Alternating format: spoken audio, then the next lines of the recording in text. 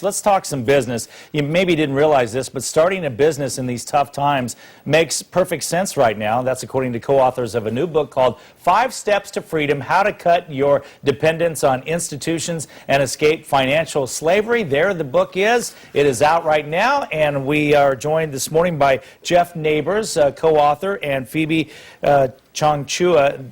Phoebe came in from San Diego and Jeff all the way from Denver. So we appreciate you guys coming in this morning. Oh, we're glad to be here. Thanks for having us. Why is now an easy time? Because a lot of people have been laid off and just really having tough times making their payments and trying to find new jobs. A lot of people are getting into entrepreneurship because they don't have a choice. Right. And you know, small businesses account for over 70% of the new jobs in the U.S., so this is a very productive thing for the economy. But it would seem like if you don't have experience in that, it would seem like it'd be a tough time to start a business. The interesting thing is when somebody gets into entrepreneurship, they have more to risk and more to gain. So they end up being even more productive than they are when they're a salaried employee. So I think it's a move in the right direction for our economy, and it's what we need right now when we're trying to get things, you know, back on track and in a more productive place. Phoebe, you teamed up with Jeff. You've been a journalist your whole life. What are some of the things that surprised you that you learned with this book? That's a big question. You know, there were so many things that were surprising. Just a matter of, for instance, if you look at the unemployment rate and the figures that are commonly touted out there, they're not really what they are. They're below what most people think. So the unemployment rate really pushes upwards of 16%, almost into the 20% range. But that's often not reported. So that was a bit surprising. Then it was surprising to learn about a lot of different things that can be used, such as your retirement account, right, to fund businesses and get involved at that level. I think that a lot of people don't recognize that they have more power over their personal finances, which if each individual becomes active, we can carry that out to make our country greater than it is today.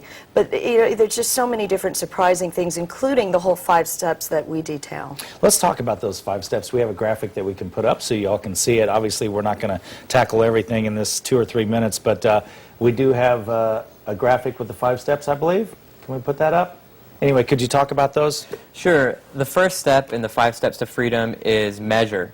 And this is a matter of getting down to accounting for what you have and getting a truthful representation of what inflation is doing to what you have. Okay.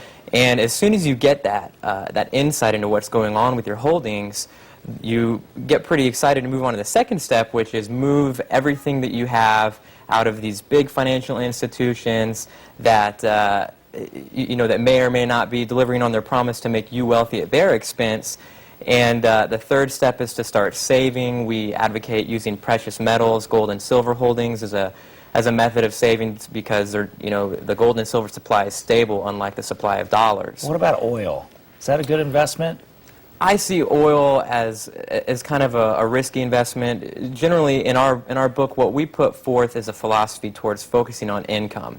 Because when you buy something and you just hope it goes up in price, you don't have any control. You can cross your fingers, maybe it'll go up, but maybe it'll go down. We help people learn how to take a look at things that produce income and do their research on the income it'll produce before they buy it, so that when they buy, they already have a good idea of what they're going to profit, rather than just the finger crossing. Which real quickly, that goes into the 4th step, which is the multiply, what Jeff was just talking about. And then the 5th step of the book is to mention and do exactly what we're doing here, which is to get the word out. Because, you know, when people discover these ways, these nuggets of information and action plans, they've got to help spread that in order to make our country great again. And in order to put that wealth, like we said, back into our pockets. You know, viewers at home sitting there saying, I want my money back. I don't want it, you know, in these big institutions where I'm every time we do something, it's transactional fee. Where can people get the book? They can get the book at 5stepstofreedombook.com. It's also on Amazon. All right. How's it doing so far? Doing good. We just launched in July, and we've been going around the country doing little bits of tours here and there. Yeah, very good. Getting a lot of great feedback. Well, good. Phoebe, thank you so much. Jeff, thank you for your long trips over here for the morning show. We appreciate it. Thank you. You not only had to fly all the way over here, but we made you get up early. Thanks for having us. Reminds me of the good old days. Yeah, exactly. 5 steps to freedom, and we appreciate you coming down. Thank you. All right.